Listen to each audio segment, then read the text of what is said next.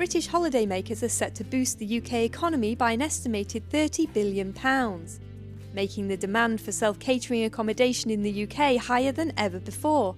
If you're thinking of buying, setting up and running a holiday let business, we've got everything you need to get started.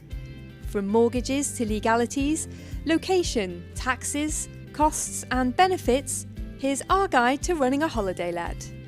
Let's start with some benefits of holiday letting. It could potentially be a good financial investment with the possibility of strong returns. The average income of a holiday let owner is £21,000. Another benefit is that the property will be regularly cleaned, meaning it's going to be kept in good shape over the period of time that you're letting it out. And this could reduce wear and tear, keeping the property in great condition if you ever decided to sell it. Even if you decide that you don't want to let out your holiday home, you still have the incredible benefit of having a second home that you can retreat to. Remember, if this is something that you decide to do, it's important to calculate the potential differences in yearly revenue. The more time you spend at your second home, the less revenue you'll generate across the year. Let's take a look at mortgages. You're likely to need a mortgage for your second home, and mortgage rules can change when you're thinking of acquiring a holiday home to let. Rates and deposits are higher when the mortgage is for a holiday cottage. Not only are there less holiday home mortgage providers, but the criteria that you would have to meet in order to qualify for a holiday let mortgage is much stricter than other mortgage types. Most mortgage providers will desire a high income rate for rentals. This can be anywhere between 130 to 150% of the repayment value. Let's take a look at legalities. When letting out your property, you'll become responsible for your guests' health and safety, on top of meeting UK standard regulations for letting out a property. This includes public liability to protect you from potential claims for accident or injury, gas and electrical certificates that certify that your property meets the legal safety standards. Security at the property will need to be of a high standard for health and safety insurance, and fire safety precautions such as fire alarms and clear exits will need to be in place, and you'll need to know the legal requirements for these. Insurance will be required for the building's content and public liability. Council tax and business rates will be different for a holiday let property, and you'll need to know what you're legally required to pay as a business owner. Let's take a look at locations. One of the most important factors to consider when you buy a holiday home is where you're going to purchase the property. Guests will choose to rent your property for many different reasons. Seasonal. Certain properties prosper well depending on the season. Log cabins and similar style cottages can perform extremely well in winter periods, where people crave the idealistic winter cabin experience. You tend to find cabins with a hot tub can perform particularly well during the winter. And in the same way, some people seek winter breaks, some properties boom in the summer. Properties that host outdoor features such as an outdoor bar or pizza oven tend to perform better over the warmer months. Wilderness and nature. Some properties attract people for the wilderness that surrounds it. Water sports including kayaking, canoeing and paddleboarding are becoming more popular across the UK. You need to think, is the property you're interested in situated near a popular river or a lake or a bay? This could be a unique selling point for your property that could attract a more adventurous guest. Or is the property situated near any iconic landmarks or hiking trails? Think about how the property could appeal to guests looking to quench their thirst for adventure across the UK's most picturesque sites.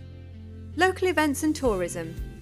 The UK is host to some fantastic events each year, and each region has its own cultural appeal. Do some research on annual or seasonal events in the area. They could be a big draw for your guests. Your proximity. Are you planning on buying a property that's close to you so you can manage it yourself? Or will you choose a location that has a high level of tourism but is not local to you? If so, how are you planning on managing the property remotely? Think about your guests. Is there a supermarket close by? Parking and access. Is the property easy to access and does it provide parking? These are just some of the factors that you'll need to consider when choosing a property. Let's take a look at taxes. Just like a regular home, you'll be required to pay tax on your property. For example, Council tax. You could pay less council tax for your second home, at a rate of up to 50% less. Be mindful that to be eligible for this type of tax exemption, your property must be fully furnished. But there are certain regions, such as towns in Wales and Scotland, where taxes might be much higher than the average due to recent changes. Furnished Holiday Let Tax. If your property is fully furnished, you could be entitled to a tax relief. Furnished Holiday Let Tax is a form of capital gains tax relief, and it alleviates certain tax payments, stamp duty and land tax. When buying another property to holiday let, you will need to consider the cost of stamp duty land tax. This form of tax requires the property owner to pay an additional 3% of tax on top of their current rates. Unlike regular stamp duty taxes, this form of tax applies to the entire purchase of the property. Income tax. Any revenue generated from your holiday let will be subject to income tax. Unlike typical buy-to-let properties, holiday letting does not have a limit on the amount of mortgage you can offset with your profits you make from your holiday let. This is incredibly useful for property owners that have a mortgage on their property. Let's take a look at costs. There are several hidden costs to think about when considering buying a holiday home. Maintenance. Maintaining your holiday home is perhaps something that you don't think about when you're thinking of buying. A thorough clean and check of any damage must be completed after each stay to make sure that your guests have the best chance of a positive experience. This can either be taken out by you personally, or you can use a holiday let management company. As well as this, while having a swimming pool or a hot tub at your property will allow you to increase your rates, the maintenance of these also come at the expense of cost and effort. Home security. Your holiday let might be unoccupied some of the time, and home security is something to be strongly considered. Costs for making your holiday home secure could be as small as installing external cameras and buying a safe. However, those more serious about holiday home safety may choose to install motion sensors or timed light switches and smart locks, all of which could be quite expensive but ultimately worth it. Commission. If you choose to let your property with a holiday let management agency, then you will need to pay them commission.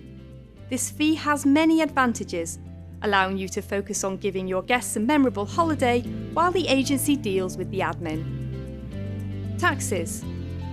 As mentioned, you'll need to consider council tax, furnished holiday let tax, stamp duty tax, and income tax. For more in-depth information on any of these topics, visit our owner content hub via the links below. Sykes Holiday Cottages. Please like and subscribe for more content.